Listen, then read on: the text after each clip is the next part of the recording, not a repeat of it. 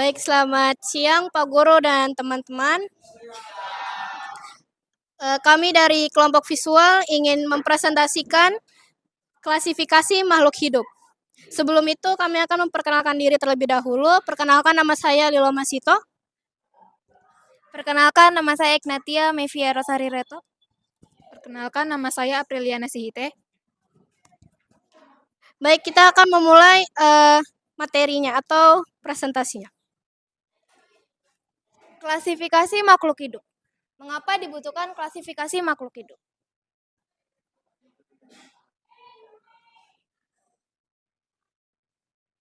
Seperti yang bisa teman-teman lihat, di sini ada jamur, burung, cemara, lumut, ragi, gajah, tulip, katak, dan jamur. Bagaimana teman-teman untuk mengklasifikasi hewan? Jadi, yang dari gambar tadi bisa diklasifikasi menjadi fungi, animalia, dan plante. Fungi merupakan tumbuhan, bukan tumbuhan maupun hewan, mendapatkan makanan dari bahan organik dan melepaskan spora. Animalia adalah hewan, memiliki tulang belakang dan memiliki kemampuan bergerak. Sedangkan plante adalah tumbuhan, bisa menghasilkan makanan sendiri dan tinggal di satu tempat.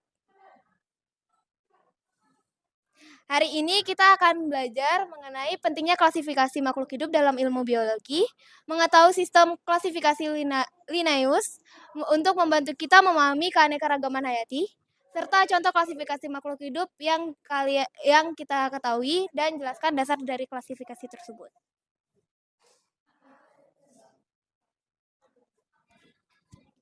Nah, di sini ada pertanyaan, yaitu mengapa klasifikasi makhluk hidup penting dalam ilmu biologi. Yang pertama itu kita dapat memberi deskripsi ciri-ciri suatu jenis makhluk hidup untuk membedakan makhluk hidup dari berbagai jenis. Lalu yang kedua, untuk mengetahui hubungan kekerabatan antar makhluk hidup. Dan yang ketiga, memudahkan kita dalam mempelajari makhluk hidup yang sangat beraneka ragam.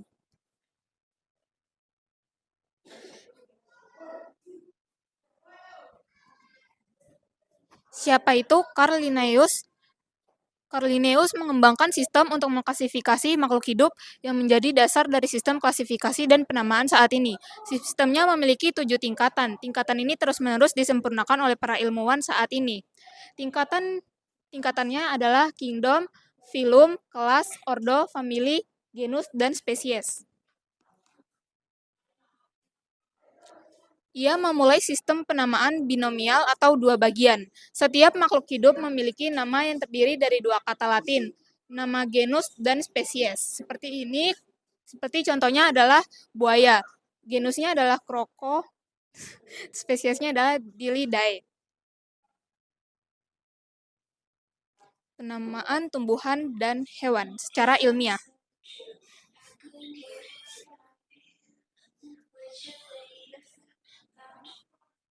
Ini siapa? Bagaimana cara mengklasifikasi, mengelompokkan organisme didasarkan pada ciri-ciri bersama yang dapat diamati. Para ilmuwan juga telah menggunakan data genetik untuk mengetahui apakah suatu makhluk hidup berkerabat dengan makhluk hidup lainnya. Seperti contohnya di sini ada lumba-lumba dan orangutan.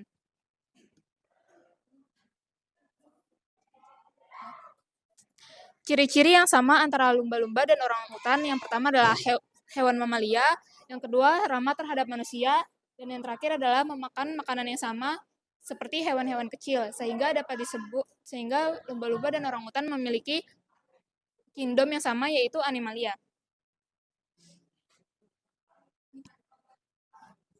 Lalu di sini ada contoh klasifikasi makhluk hidup.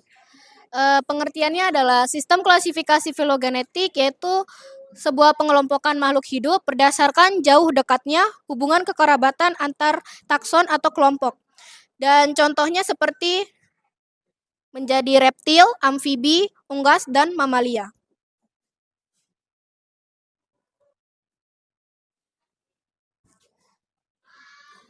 Jadi di sini kita dapat menyimpulkan bahwa klasifikasi mengacu pada perorganisasian atau pengelompokan makhluk hidup menurut ciri-cirinya yang sama. Kegunaannya itu Kita dapat mengklasifikasi untuk memudahkan mempelajari organisme dan hubungannya. Sejarahnya, karya Carl Linnaeus tentang klasifikasi dan penamaan organisme masih digunakan dan disempurnakan hingga saat ini. Untuk metodenya sendiri, para ilmuwan mengklasifikasi makhluk hidup berdasarkan ciri-ciri yang dapat diamati dan data genetik dengan bantuan beberapa alat seperti kunci klasifikasi. Di sini kita bisa lihat ada kingdom Animalia.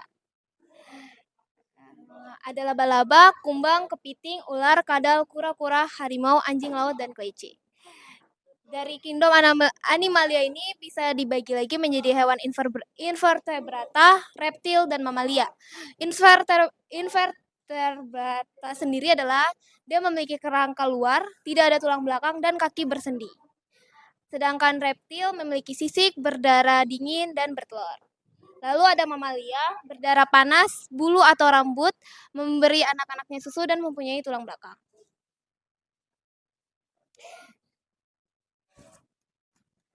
Lalu ada kunci klasifikasi.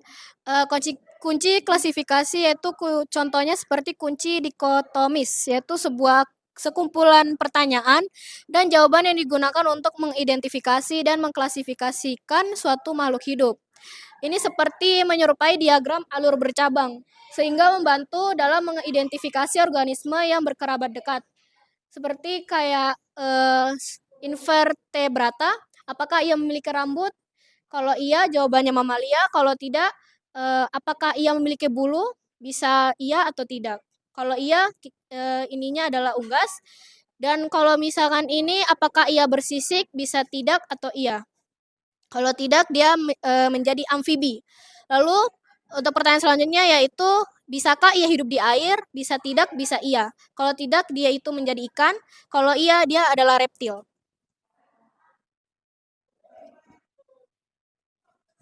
Sekian dan terima kasih presentasi dari kelompok kami. Mungkin ada pertanyaan dari teman-teman?